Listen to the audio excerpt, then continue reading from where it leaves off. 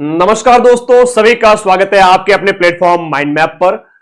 High court का एक decision आता है और कहा जाता है कि जो हाईकोर्ट फोर्थ ग्रेड का पेपर है 5600 पदों पर, हम लोग भी और आप लोग भी इसलिए परेशान हो रहे हैं क्योंकि पदों की संख्या है वो आपके 5600 है। इस वजह से कि पदों की संख्या ज्यादा है और नौकरी में प्राथमिकता यहां केवल जो 10वीं पास है उसके संबंध में डिसीजन आया है। क्या ये डिसीजन आने के बाद में 12th पास और ग्रेजुएशन वालों को नौकरी नहीं मिलेगी? पूरी बात बताऊंगा। 5-7-10 मिनट का वीडियो है, ज्यादा लंबा नहीं लूंगा वीडियो को।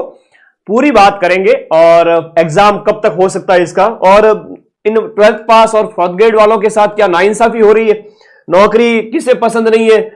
4th ग्रेड वाले जो ये हाईकोर्ट का पेपर हो रहा है, अब ये 12th पास और स्नातक वाले कह रहे हैं इन 10वीं पास वालों की बजाय हमें दो, हमें जरूरत है नौकरी की ज्यादा।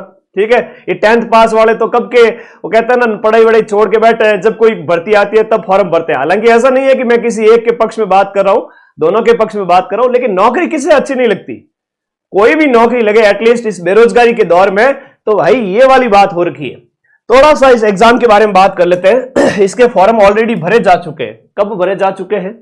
फॉर्म आपके जून जुलाई 2025 के अंदर फिल हो चुके हैं। जून जुलाई 2025 में भरे जा चुके हैं। बिना सीईटी की भर्ती है, 10th पास की भर्ती है, नेगेटिव मार्किंग इसमें बिल्कुल भी नहीं है। संभावित एग्जाम डेट मान के चलिए आपका जून से पहले, और जून से पहले का मतलब है आपके पास 4 महीने का टाइम है। ठीक है, पढ़ लो। और कितना क्या प्रभाव पड़ेगा इसके ऊपर अभी बात करते हैं, आपकी आंखें खुल जाएगी।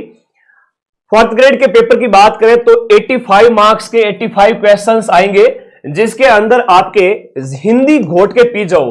हिंदी के 50 प्रश्न 50 नंबर के, राजस्थान कला संस्कृति और राजस्थान की बोलियां ये अलग से मेंशन किया हुआ है। तो इस प्रकार 25 क्वेश्चंस इसके हैं राजस्थान कला संस्कृति का, और 10 क्वेश्चन है वो अंग्रेजी के। 10 में से 5 भी कर लोगे तो भी सिलेक्ट हो जाओगे। इंटरव्यू अलग से रखा गया है, जैसे आरएस का होता है, जैसे आईएएस का होता है, जैसे बड़े बड़े प्रोफेसर एग्जाम्स का होता है, वैसे के वैसे। इंटरव्यू कितने नंबर का है? 15 अंक का यहां पर इंटरव्यू रखा गया। अब कह रहे हैं कि इस 15 अंक के अंदर जो प्राथमिकता देंगे वो किसको देंगे? 10वीं पास वालों को। बात को थोड़ा सा समझिएगा ताकि आप लोग परेशान नहीं हो। परेशान नहीं हो आप लोग, थोड़ा सा इस बात को समझिएगा। जब मैंने थोड़ा रिसर्च किया इस बारे में, इसके पीछे तर्क ये था हाईकोर्ट का कि 10वीं पास जो लोग हैं जो पहले तैयारी छोड़ चुके हैं, ठीक है 10वीं पास कोई भर्ती आती है तो फॉर्म भर लेते हैं, या नए बच्चे जो है ना वो भी भरते हैं, ऐसा तो है नहीं छोड़ चुके। लेकिन इनका तर्क ये है कि जो काम अपेक्षाकृत छोटे समझे जाते हैं, जैसे फाइलें इधर उधर करना है, या चाय बिस्किट वगैरह नाश्ता वगैरह, या छोटे मोटे जो एक चतुर्थ श्रेणी कर्मचारी यानी पियोन के काम समझे जाते हैं, वो काम है वो 10वीं पास आराम से कर सकते हैं। ऐसा इनका तर्क है, ये लोग आराम से कर सकते हैं बिना नखरे किए। आप लोगों ने देखा होगा कि पशु परीक्षक का जब अभी कुछ रिजल्ट आया उसके बाद नियुक्ति जब मिली तो ऐसे ऐसे वीडियो वायरल हो रहे थे, मैं क्यों गोबर उठाऊं, है वीडियो देखे होंगे आपने। तो ज्यादा पढ़े लिखे लोग हैं वो इस जॉब के लिए उपयुक्त नहीं माने गए इनके अकॉर्डिंग। ठीक है, और आप लोग कहोगे सर एक नौकरी मिल जाए बस वही हमारे लिए काफी है। तो ये डिसीजन हम बात करें, ये तर्क है इनका जो मैंने आपको बता दिया है। मेरिट के ऊपर क्या प्रभाव पड़ेगा? मुझे एक बात बताओ, जो 85 अंक का मैटर है, जहां पर आपको हिंदी पढ़नी है, जहां पर आपको राजस्थान की कला संस्कृति पढ़नी है, 75 नंबर तो यही हो गए, और उसके बाद 10 नंबर की अंग्रेजी है। और जब उसके बाद में ऐसा कठिन पेपर आएगा, कथन ए सही है, कथन आर सही है, ए आर की व्याख्या करता है नहीं करता है, उस समय ये 10वीं वाले आपके कंपटीशन में टिक पाएंगे क्या? नहीं टिक पाएंगे भाई। और इस 85 के अंदर जो अदर 12th पास है या ग्रेजुएशन वाले, वो इसके अंदर जो नंबर लेके आएंगे वो 70 प्लस लेके आएंगे। मैं दावे से कह रहा हूं 70 75 इतने नंबर लेके आएंगे, 70 से भी ज्यादा। और बाकी वाले जो 10th पास है वो बेचारे 50 क्रॉस कर ले, वही बड़ी बात है। हकीकत बता रहा हूं, जनरल वर्ग की अलग फाइट है, ओबीसी की अलग, ईडब्ल्यूएससी की अलग, एससी एसटी एमबीसी सबकी अलग अलग फाइट होगी। लेकिन हर एक कैटेगरी के अंदर ग्रेजुएशन वाले भी हैं, 10th पास वाले भी हैं। तो डरते क्यों हो? यहां पर आप सर्वोच्च स्कोर करो, यहां पर आपको क्या करनी है? लीड लेनी है। बात रही 15 अंक की, 15 अंक के अंदर कह रहे हैं कि प्राथमिकता देंगे 10th पास को। ठीक है जी, दे दीजिए, कोई बात नहीं, आपका डिसीजन है। सुप्रीम कोर्ट के सामने, हाई कोर्ट के सामने तो सरकार भी कुछ नहीं बोलती, हम तो क्या ही चीज है। तो यहां पर ज्यादा से ज्यादा उनको ए बी सी जो कैटेगरी बनाई गई है, ए बी और C, A category, B category और सी कैटेगरी के लोग, यानी कि ए कैटेगरी 10th पास, बी कैटेगरी 12वीं पास और सी कैटेगरी ग्रेजुएशन वाले। अब सी का कुछ यहां पर जो स्नातक वाले हैं, ठीक है।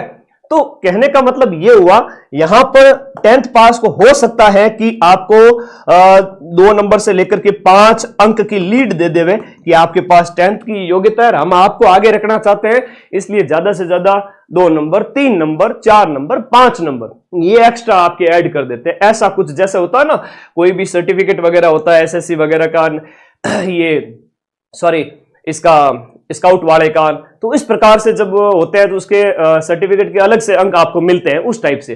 तो 2 नंबर 5 नंबर आपके यहां ज्यादा ऐड कर सकते हैं 10th वालों के। तो आपने जब यहां पर इतनी लीड ले ली है 10th वालों की तुलना में, तो क्या डरने की जरूरत है, मुझे तो ये बताइए। बाकी ये डिसीजन ऐसा तो नहीं होना चाहिए, लेवल प्लेइंग फील्ड होना चाहिए सभी एग्जाम्स के लिए कि भाई 10th पास वैकेंसी है, तो ऐसा नहीं कि आप ग्रेजुएशन वालों के 5 नंबर कम कर दो और 10th वालों के 5 नंबर है वो आप बढ़ा दो। क्यों, नौकरी प्यारी नहीं है क्या इनको? उल्टा, और 10th पास वाले तो आज के टाइम में अपना काम धंधा कर रहे हैं, कोई एक छोटा से लेके बड़ा तक बिजनेस है ना, हर तरह का काम वो लगे हुए हैं काम के अंदर। वो तो ठीक है, वैकेंसी आती है तो फॉर्म भर देते हैं, है ना, वो जीव मानता नहीं अंदर का जो है ना, वो कंपटीशन एग्जाम का विद्यार्थी अभी जिंदा होता है इस वजह से। और आज के जो बच्चे हैं वो बेचारे, उनको ज्यादा जॉब की नीड है, उनको नया नया जुनून है पढ़ाई का कि मैं नौकरी लगेंगे। तो सबसे पहली बात यह है कि फैसला तो एक तरह से देखा जाए तो वो कहते हैं ना, अन्याय वाली बात है और ये बदलना चाहिए। और दूसरी बात, अगर नहीं भी बदलता है तो तुम लोग इसमें लीड ले लोगे, ये मेरा मानना है। और किसी भी प्रकार से आपको डरने की जरूरत नहीं है। वो नए प्रकार का जो पैटर्न उन 10वीं वालों को बेचारों को पता ही नहीं है, क्यों डरते हो आप लोग? मेरी बात से सहमत हो तो इस वीडियो के नीचे कमेंट जरूर कर देना। और अभी आपके पास फरवरी, मार्च, अप्रैल, मई तक 4 महीने पड़े हैं, एग्जाम डेट अभी दूर दूर नहीं दिख रही है। मुझे एक चीज बताइए, आप लगभग 6 महीने हो चुके हैं, आपने एग्जाम डेट तक नहीं दी अभी तक, और इस प्रकार से डिसीजन वगैरह आ रहे हैं। चलो, पर एग्जाम डेट फिक्स करके एटलीस्ट बच्चों को कंडक्ट करवाएं एग्जाम, ताकि 5-6 हजार के लगभग बच्चे और ज्वाइनिंग ले रहे हैं, इनके घर में भी चिराग जले।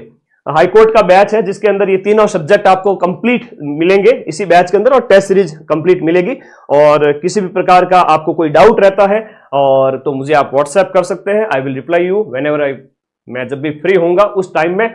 सीटी प्लस वीडियो का कॉम्बो बैच भी स्टार्ट हो चुका है। सीटी स्नातक की मैं बात करूं, सीटी स्नातक के अंदर इसका कंप्लीट बैच मिलेगा पूरा, वीडियो दिसंबर में है, इसका कंप्लीट मिलेगा। जून के बाद में संभावित है कि सीटी स्नातक का आपका पेपर होगा। तो सीटी में इतना पढ़ लीजिए कि पटवारी और ग्राम विकास अधिकारी के अंदर लगभग 75 से 80% तैयारी आपकी हो जाए। तो इस बैच की तैयारी करना स्टार्ट करो। अभी फरवरी में स्टार्ट हुआ है सिलेबस डिस्कशन, और धीरे धीरे क्लासेज हम आगे बढ़ा रहे हैं। और एक तरीके से देखा जाए तो हम होली के बाद में इसमें स्पीड बढ़ाएंगे। जो क्लासे होगी आपको इसी में मिलेगी, और इसी एक बैच के अंदर जो इसी एक फीस के अंदर 3-3 बैच दिए जाएंगे। और कोई डाउट हो तो इस नंबर पर 8955982723 ये मेरे व्हाट्सएप नंबर है नीचे वाले, और टीम के कॉलिंग नंबर भी दिए हैं, आप लोग कांटेक्ट कर सकते हैं। बाकी प्राथमिकता मैंने बताई दी, एग्जाम का पैटर्न मैंने बताई दिया, और किस प्रकार का इसका पैटर्न रहता है वो मैंने बता दिया। तो पढ़ते रहिए, मस्त रहिए, और कोई डाउट हो तो मुझे जरूर पूछे, ठीक है? और पढ़ाई करते रहे, कोई ज्यादा फर्क नहीं पड़ने वाला है। मैं फिर से कह रहा हूं, इस प्रकार से अगर 10th वालों के पक्ष में 3 से लेकर 5 अंक भी अगर बढ़ा दिए जाते हैं और प्राथमिकता में उनको रखा जाता है, तो भी आपके ऊपर सिलेक्शन पर कोई प्रभाव नहीं पड़ेगा। ज्यादा से ज्यादा जो है 100 से 200 सीट इधर उधर हो सकती है, उससे ज्यादा कोई प्रभाव नहीं पड़ेगा। थैंक यू, धन्यवाद। पढ़ते रहिए, मस्त रहिए, और कोई डाउट हो प्लीज पूछें और पढ़ने की आदत डालें, क्योंकि सिलेक्शन एक दिन में नहीं होता है, एक दिन जरूर होता है, और इसके लिए 4-6 महीने साल भर पढ़ना पड़ता है। जो पढ़ेगा मां सरस्वती उसके ऊपर मेहरबान होगी। All the best.